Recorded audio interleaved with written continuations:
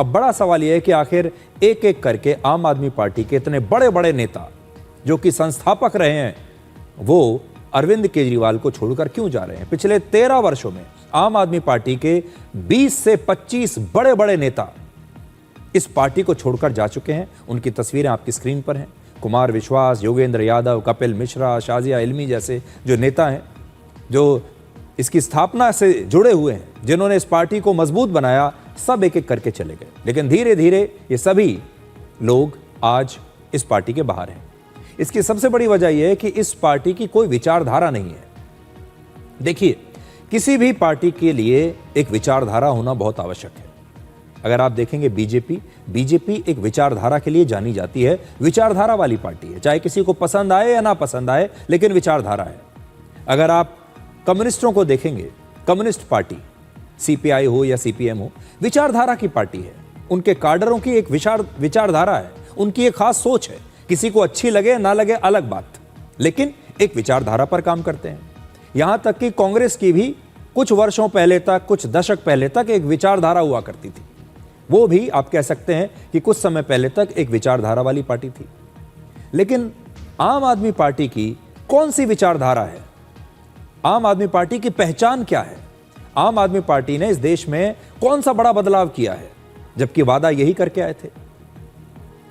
यह पार्टी भ्रष्टाचार के खिलाफ बनी थी, परिवारवाद जैसे मुद्दों के खिलाफ बनी थी। अरविंद केजरीवाल ने जिन जिन नेताओं और पार्टियों पर भ्रष्टाचार के बड़े बड़े आरोप लगाए, उस समय वो लिस्ट बनाते थे, कहते थे कि ये सारे भ्रष्ट नेता हैं। जिन जिन नेताओं पर परिवारवाद के आरोप लगाए, जिन पार्टियों को उन्होंने देश की सबसे भ्रष्ट पार्टियां बताया, बाद में उन्हीं पार्टियों के साथ हाथ मिला लिया, उन्हीं पार्टियों के साथ चुनाव लड़े, उन्हीं के साथ लंच किए, उन्हीं के साथ डिनर किए। जिन पार्टियों का विरोध करके इस राजनीति में आए, लोगों को यह कहकर कि मैं सब बदल दूंगा, मैं बिल्कुल अलग हूं, अब उन्हीं पार्टियों के राजनीतिक मंच पर वोट मांगने के लिए जाते हैं। जिन नेताओं को उन्होंने भ्रष्ट बताया, आजकल उनसे गले मिलते हैं और उनके लिए चुनाव प्रचार करते हैं। इससे पता चलता है कि आम आदमी पार्टी की कोई विचारधारा है ही नहीं और इस पार्टी की पहचान एक अवसरवादी पार्टी के तौर पर अब बन गई है। जिन लोगों ने आम आदमी पार्टी को छोड़ा, उन सभी की मांग थी कि भ्रष्टाचार को लेकर जीरो टॉलरेंस होनी चाहिए, लेकिन भ्रष्टाचार पर अब आम आदमी पार्टी में कोई कार्रवाई ही नहीं होती। तो जीरो टॉलरेंस की बात करती थी, अब जीरो एक्शन होता है। केजरीवाल कहते थे कि वो भ्रष्टाचार पर जीरो टॉलरेंस रखेंगे, लेकिन जब वो खुद जेल गए भ्रष्टाचार के मामले में, तो मुख्यमंत्री के पद से इस्तीफा देने से साफ इनकार कर दिया कि पद तो नहीं छोड़ूंगा मैं। केजरीवाल हमेशा कहते थे वो कभी सिक्योरिटी नहीं लेंगे, सरकारी गाड़ी नहीं लेंगे, सरकारी बंगला नहीं लेंगे, हमेशा आम आदमी की तरह रहेंगे। लेकिन आज आप उनकी सुविधाएं देखिए, आज वो जिस बंगले में रहते हैं जरा देखिए, जिन गाड़ियों में चलते हैं जरा देखिए, उनकी गाड़ियों का काफिला जरा देखिए। उन्होंने जब दिल्ली में अपना शीश महल नाम का घर बनवाया आलीशान महल की तरह, तो जरा उस महल की तस्वीरें देखिए। तो एक बड़ी मशहूर कहावत है कि काठ की हांडी बार बार नहीं चढ़ती, और ऐसा ही कुछ अरविंद केजरीवाल की राजनीति के साथ भी हो रहा है। अरविंद केजरीवाल हमेशा आम आदमी बनने के लिए एक खास तरह की राजनीति करते रहे, जो लोगों को आकर्षित करती थी, एक जमाने में करती थी, लेकिन अब लोग इस राजनीति को बहुत अच्छी तरह से समझ चुके हैं। और यही वजह है कि अब आम आदमी पार्टी ना तो आम रही और ना ही केजरीवाल आम लोगों के नेता रहे। आम आदमी पार्टी वैसे तो आंदोलन से खड़ी हुई थी, लेकिन इस पार्टी में भी अब परिवारवादी पार्टियों की तरह राजनीति का एक सेट सिस्टम बन चुका है। केजरीवाल की राजनीति की खास बात यह है कि जब किसी चुनाव में आम आदमी पार्टी हारती है तो दोष किसी और को दे दिया जाता है, लेकिन जब पार्टी जीतती है तो सारा श्रेय अरविंद केजरीवाल अपनी लोकप्रियता को देते हैं, अपनी रणनीति को देते हैं और सारा श्रेय वो खुद रख लेते हैं। उदाहरण, दिल्ली चुनाव में जब आम आदमी पार्टी की जबरदस्त हार हुई तो उसके लिए केजरीवाल ने अपने आप को दोषी नहीं ठहराया, बल्कि संदीप पाठक को दोषी ठहराया। अब संदीप पाठक भी आम आदमी पार्टी छोड़कर बीजेपी में शामिल हो चुके हैं।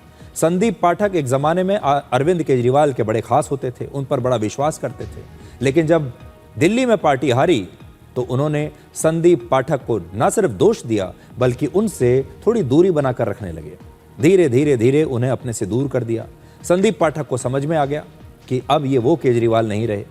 केजरीवाल ने अपनी राजनीति में एक अलग फॉर्मूला बना लिया, जिसमें वो भारत के संविधान को चुनौती देते हैं, भारत की न्याय व्यवस्था को चुनौती देते हैं, भारत की अदालतों को चुनौती देते हैं, भारत में जो चुनाव हो रहे हैं उन्हें चुनौती देते हैं।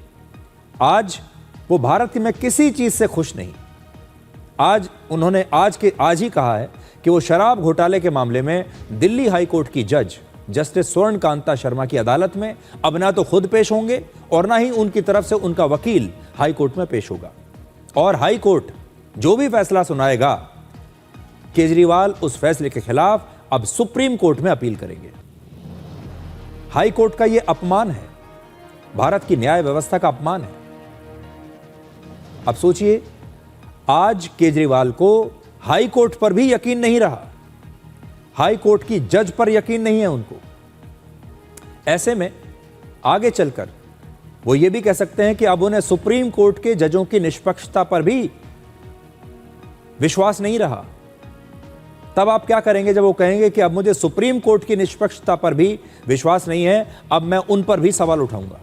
केजरीवाल ने इस तरह से देश के तमाम आरोपियों के लिए, देश के तमाम अपराधियों के लिए, जिन पर बड़े बड़े केस चल रहे हैं, बड़े बड़े स्कैम जिन्होंने किए हुए हैं, सबके लिए एक नया रास्ता केजरीवाल ने आज खोल दिया है। अब देश के तमाम बड़े बड़े अपराधी, घोटाला करने वाले लोग भी अदालतों पर सवाल उठा सकते हैं, जजों पर सवाल उठा सकते हैं और कह सकते हैं कि ये जज निष्पक्ष नहीं है, ये तो मेरे पीछे पड़ा हुआ है। भारत की राजनीति में शायद ये पहला मौका है जब कोई आरोपी खुद ये तय कर रहा है कि कोर्ट में जज कौन होगा। आपने कभी सोचा था ऐसा? कल्पना आप कर सकते हैं कि एक आरोपी जो अदालत में खड़ा है, आज वो ये तय करता है कि अदालत क्या करेगी। आज एक आरोपी तय कर रहा है कि उस अदालत में, हाई कोर्ट में कौन सा जज होगा। आरोपी ये तय कर रहा है कि मैं किस जज के सामने पेश होऊंगा और उस जज को आरोपी से सर्टिफिकेट लेना पड़ रहा है। ये कितनी बड़ी बात है। इस समय आम आदमी पार्टी में सब कुछ एक ही व्यक्ति की पसंद और नापसंद पर चलता है, इसलिए इस पार्टी की पूरी राजनीति एक व्यक्ति पर केंद्रित हो चुकी है। केजरीवाल पर पंजाब के सुपर सीएम होने के आरोप लगते हैं। अक्सर ऐसी कई तस्वीरें आती हैं जिनमें वो सुपर सीएम की भूमिका में नजर भी आ रहे हैं। अरविंद केजरीवाल लगातार दावा करते हैं कि वो पंजाब को एक मॉडल स्टेट की तरह बनाना चाहते हैं, चला भी रहे हैं। लेकिन पंजाब पर अब जरा ध्यान से सुनिएगा, पिछले 5 वर्षों में कर्जा लगातार बढ़ रहा है। वर्ष 2022 में पंजाब पर 2,61,000 करोड़ रुपए का कर्ज था और जो मार्च 2027 तक बढ़कर लगभग 4.5 लाख करोड़ रुपए के आसपास हो सकता है, यह अनुमान है। तो देखिए, मार्च 2022 में 2,61,000 लाख करोड़ का कर्ज, मार्च 2026 में 4 लाख करोड़ और मार्च 2027 में यह बढ़कर लगभग 4.5 लाख करोड़ का कर्जा पंजाब पर हो सकता है। यानी आम आदमी पार्टी के सिर्फ 5 वर्षों के शासन में पंजाब का कर्ज लगभग 60% बढ़ गया है। पंजाब सरकार को इस साल 1,26,000 करोड़ रुपए की आमदनी होने की उम्मीद है, जिसमें से 1,15,000 करोड़ रुपए सिर्फ कर्मचारियों की सैलरी, सब्सिडी, पेंशन, कर्ज और ब्याज चुकाने में ही खर्च हो जाएगा। पंजाब की आम जनता को इसमें से क्या मिलेगा, आप सोचिए। यानी पंजाब सरकार के पास एक साल में सिर्फ 11,000 करोड़ रुपए बचेंगे, जिससे उसे पूरे पंजाब के लोगों की सेवा करनी है।